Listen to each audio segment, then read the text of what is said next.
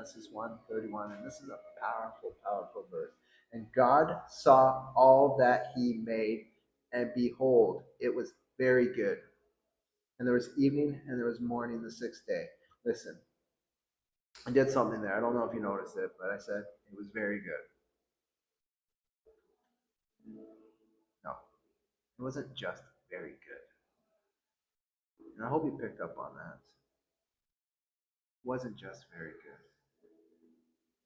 It was beyond measurably good, like unexplainably good. No, like you cannot capture words for how good it was. You know, we look at Olympic divers, okay, or figure skaters or something. They're all getting judged. Gymnastics, gymnasts, horseback, right? Not horseback, but equestrian. I can't say the word. Equestrian. They're all getting judged based on the performance, right? And we see this guy get up. He's going for the Olympic gold medal.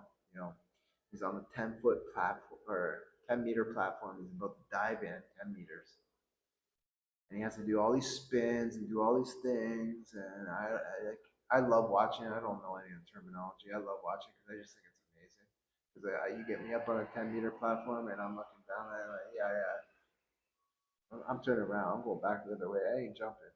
I've got a little more confidence, and I've done some high jumps. I've done some 10-meter, not jumps, I would say, but I was on a zip line, and we're going down the zip line, and then you have to let go. That was about 10 meters. Let me tell you, that was intense. It took me about 2 minutes just to jump out, like push myself off the ledge, let my feet off the ground so I could. At that point, you have to drop because if you don't drop, it could be a lot worse. So you're forced to drop. But back to the Olympic divers, they jump, they make this splash, and based on their splash and everything else they did, determines their score, how low their splash is, how their entry is, how straight their entry is.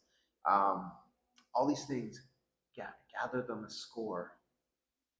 And so let's say someone gets a 9.8 or a 9.7. We're going to say, that's very good. That was a very good dive. But what God is talking about when he says very good here, he's saying beyond. This is perfect. Absolutely perfect. Let me tell you the two Hebrew words for very good. Okay. Tov Me'od. Tov Me'od.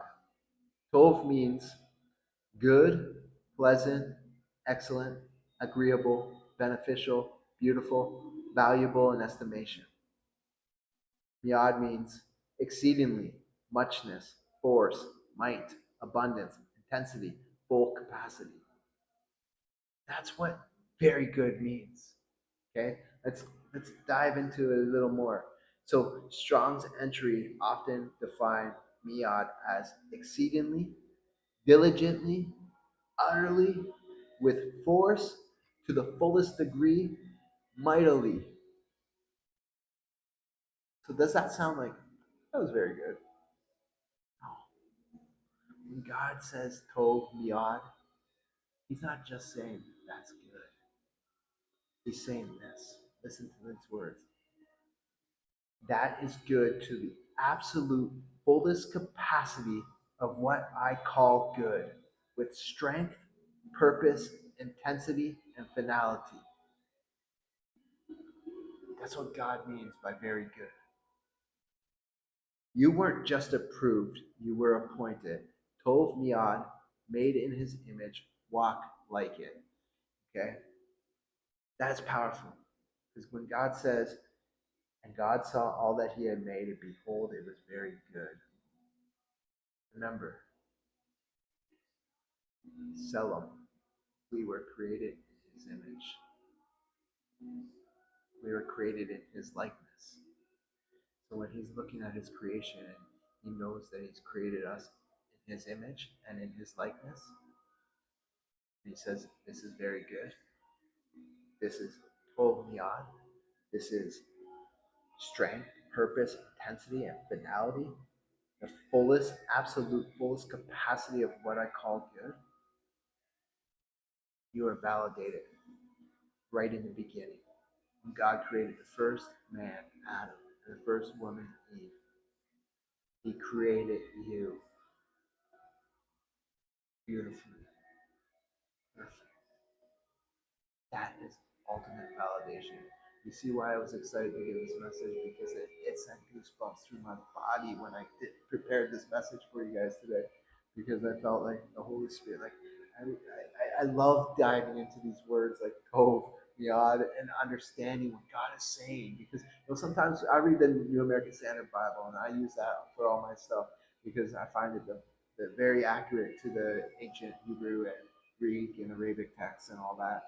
Um, but there's nothing like going to the actual Hebrew language and getting the words and having them come to life off the page with their descriptions, right?